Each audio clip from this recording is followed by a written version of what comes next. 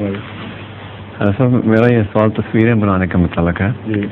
ایک حدیث میں ابن عمر کہتے ہیں کہ رسول پاک صلی اللہ علیہ وسلم نے فرمایا تھا جو لوگ تصویریں بناتے ہیں ان کو قیامت والے دن سخت سزا دی جائے گی. ان سے کہا جائے گا اب تو نے بنایا ہے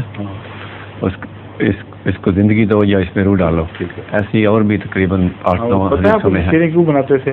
جی آپ کو علم ہے کچھ کہ وہ تصویریں کیوں بناتے تھے؟ ہاں بت پرستی کی واضح بات. جواب کی لیکن کوئی ایسا عمل خواہ وہ تصویر بنانے کا ہو یا گڑیاں بنانے کا ہو جو بت پرستی کی نیت سے کیا جاتا ہے اور بت پرستی کے احتمالات رکھتا ہے وہ حرام ہے.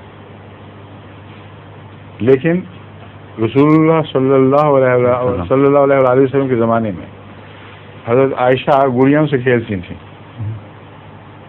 ہے کہ نہیں یہ ذکر؟ گڑیاں کیا ہوتی ہیں؟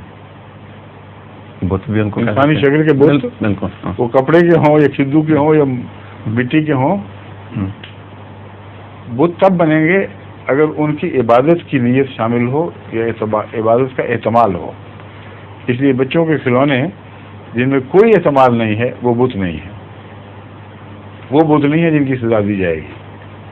تماثیل جن کا حضرت داؤد علیہ الصلوۃ والسلام کے زمانے میں ذکر ملتا ہے، حضرت سلیمان کے زمانے میں، وہ تماثیل کیا چیز تھی؟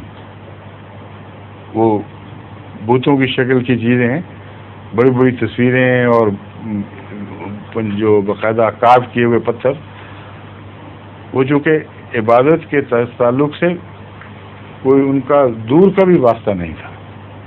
اس لیے قرآن کریم نے بیان فرما دیا مواحد نبی اگر بعض آرٹ کی چیزیں اس زمانے میں ڈیولپ ہو رہی ہیں ان کا اس سے استفادہ کرتا ہے تو کہیں کوئی گناہ نہیں. اگر ہوتا تو وہاں خدا تعالیٰ ان کو پکڑتا کہ تم تو ہم نے بت شکنی کے لیے بنایا تھا، تم تماثیل کیا بنانے بیٹھ گئے ہو.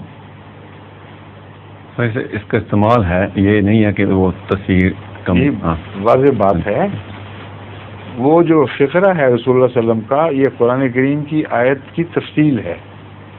قرآن کریم میں اللہ تعالیٰ فرماتا ہے کہ وہ لوگ جو بتوں یا فرضی خداؤں کی عبادت کیا کرتے تھے، اللہ تعالیٰ ان کو فرمائے گا کہ اب ان کو حاضر کرو یا ان کو زندہ کر کے دکھاؤ.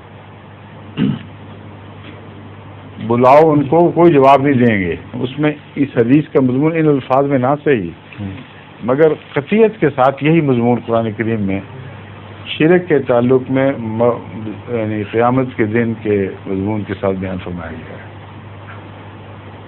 تو وہ جو تصویریں بناتے ہیں بیچارے منظر کشی کر رہے ہیں یا ہم فوٹوگرافی کر رہے ہیں، آپ کا خیال ہے یہ سارے اس دن حاضر ہو جائیں گے کہ ان کو زندہ کرو ورنہ جاؤ جہنم میں؟ نہیں، میرا خیال نہیں ہے. میں یہ پورٹریٹ کے متعلق کہہ رہا تھا کہ یہ نا یہ جو ہے تو کیمرہ کی لی تصویریں یہ اسی ذات میں آ سکتی ہیں جیسے ہندو ہیں کئی وہ فوٹو کو لے کے اور پوجا کرتے ہیں. اسی لیے استعمال ہے اس کا میرے نظر. استعمال بالکل ظاہر بات ہے. استعمال اور احتمالات، اگر استعمال اس وقت نہ بھی ہو اور احتمالات ہوں تو پھر روک دینا چاہیے. اس لیے حضرت مسیح علیہ السلام نے فرمایا کہ میں تصویر کو ناجائز نہیں سمجھتے تھے، مگر اس خطرے اگر یہ خطرہ ہو کہ لوگ میری تصویر دیکھ کر ایسی حرکتیں کریں جو میرے مقام سے بالا درجہ دے رہی ہوں مجھے، اور کوئی بھی عبادت کا کسی قسم کا شائبہ بھی اس میں ہو، تو ان تصویروں کو صندوقوں میں بند کر دو اور پھر تمہیں اپنے گھروں میں بھی لٹکانے کی اجازت نہیں. صاف ظاہر ہے کہ تصویر کشی کا عمل اپنی ذات میں منع نہیں ہے، اس کا استعمال منع ہے. ٹھیک ہے، غلط استعمال منع ہے. ظہور مہر